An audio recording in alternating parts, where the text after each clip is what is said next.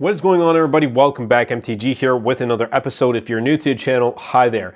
I want to talk about the 15-inch M4 MacBook Air. I have the base model with just some extra storage, 512 gigs, but it still has 16 gigs of unified memory. I've been using it for the past week, and I want to share with you guys my thoughts and experience about using this computing device. Now, do keep in mind, this is my main computing device. Yes, I have an M4 Mac Mini, but that's for my home setup. Whenever everything else outside of home or making videos for my main YouTube channel right here, MTG Productions, as well as my other YouTube channels like Tesla Volta and things like that, I am getting it done all here on the M4 MacBook Air. Now, here's what I have to say, starting things off with the actual chipset itself, M4. I've been using the MacBook Air since the M2, since the redesign, and from M2 to M3 and now to M4, my workflow hasn't really changed, which I'm going to get to in a little bit, but the chipset itself, like the improvements haven't really been evident in my experience because it's been so good. It's been so good that like I don't really notice a difference coming from each generation. And that means that's a good thing. And for me, M4 is more enough for my workflow. It's more than enough. I don't need to pick up the M4 Pro or the M4 Mac. I would like to and use that later on in the future, maybe when M5, M6, or when my business continues to grow, my workflow gets a little bit more demanding, then I may need to. And until I continue to, boost my quality even more here on the channel, grow the business, things like that, M4 is perfectly fine. And I'm editing and exporting videos on Final Cut Pro. It doesn't get warm either. There isn't a fan built into the MacBook Air, so do keep that in mind. But just everything I've thrown at it, like daily tasks, M4 has tackled at ease. There is Apple Intelligence built into this, which I don't really use. I actually I don't use it at all. It hasn't really impacted my use case. So it just sits there. I'm not using Apple Intelligence. Hopefully it gets better though.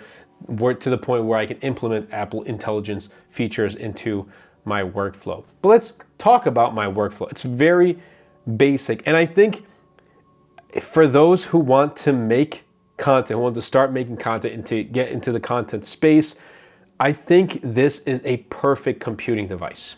Now, take it from me, my editing on Final Cut Pro is fairly simple, 2 to 3 streams of 1080p footage at 30 frames per second. I'm not using too many effects or too many transitions, and it's really plain and straightforward. So Final Cut Pro has never, broken down, has never crashed on my MacBook Air. I've had no problems in the past week of using it here. I've actually edited and uploaded a couple of videos here on MTG and through my other channels with the M4 MacBook Air, and it's been great. Now, I also am using Safari right now as my main browser. However, maybe in the future I'll switch to a different browser, but for now it's still been Safari. And through Safari, I'm using Notion, and Notion is mainly for scripting my videos, taking notes for my videos, researching, planning my business. Just my business structure is built through Notion. And if you want to find Notion templates, I'll be leaving a link in the description down below of the ones that I use. I have finance tracker template. I have a social media content planner. I have a project manager template, things like that. So links will be in the description down below if you want to take a look. Not only that, I'm using it for content consumption and watching YouTube videos. I'm responding to my daily emails and all that good stuff. So pretty much what I do for my business runs here on the M4 MacBook Air. Now, like I said, I do have a M4 Mac Mini, but that's my home setup. And what I like to do is, especially when I'm out on the go, like if I'm going to edit in the car or get work done in the car, I'm bringing this with me. And that's just the easy thing about it. Like, yes, I could technically bring my Mac Mini if you really think about it, bring a portable monitor and things like that. But when I have this is just so much more easier to carry around. So it's just been really beneficial. Now, in the past week, I haven't really gone out too much. I have done some editing in my car, being outside, but it's not like I'm outside every single day, doing my business work outside of my studio.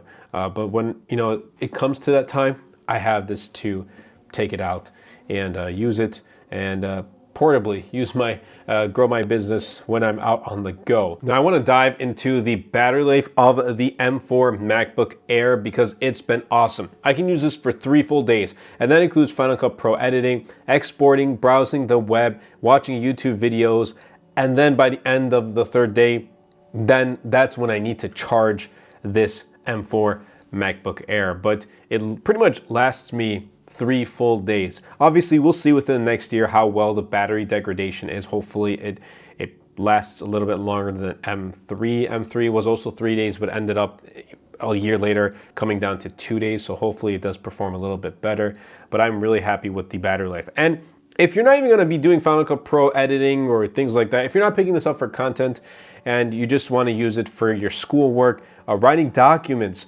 using it for Excel files, using it for PowerPoints, things like that, this is probably going to last you even longer than that. I think this is a sweet computing device that tackles both the basic necessities, but also pretty much gets into hardcore applications and things like that. Like if you want to go a little bit more into deep down with content creation, things like that, this is going to be a very good starting computing device. Like you don't need to pick up the best of the best. You don't need to pick up an M4 Pro, an M4 Max MacBook Pro. You don't need to pick up the best camera. You don't need to pick up the best lighting equipment, the best audio, things like that. The important thing is to make use of what you have and to get started. That's the important thing. If you can get started, upload your first content, whether it's like you want to post photos or videos, post your first video on YouTube. That's the important thing. Once you break that first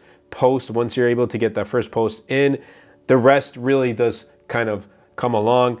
So that's just what I like to say about making content in general. You don't need to have the best of the best, and for me it's been more than capable enough, and I can easily recommend the MacBook Air.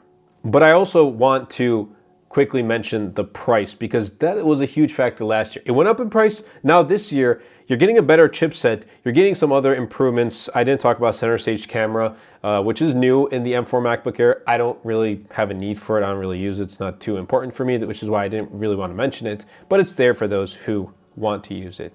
But the price falling $100, so the 15-inch model now starts at $1199 versus last year's $1299. If you go for education discount, that brings it down to $1099. If you go with the 13-inch, starts at $999, education discount brings it to $899 for an M4 chipset. That is crazy. Now, obviously, I'm not going to recommend anyone picking this up if you have an M3 or maybe even an M2, but for me, it just kind of works out. I'm talking about the latest tech, so I get, you know, the opportunity, and that's all thanks to you guys for making that possible for me to review the latest tech, and I get to upgrade and things like that. But the pricing is good. You're getting good upgrades with a decrease in price when compared to last year. But like I said, if you have an M2 or M3 MacBook Air, I don't really see a need of picking up the M4 MacBook Air. But overall, I have really enjoyed my past experience, you know, in the week of using the M4 MacBook Air. I'm going to be holding on to this probably until, you know, M5 MacBook Air comes out, and we'll see what happens next. And also just, I really like the sky blue color. I really do. Now, video, I don't think really does it justice. You have to see it in person. Some people may confuse it with it being silver, and I kind of see what you mean, but once you compare it to a silver, go to your local Apple store. Once you compare it to a silver MacBook, you're going to see that this is a sky blue. It's not, yeah, it's not really, really dark blue or anything like that, but it definitely does have a blue tint to it.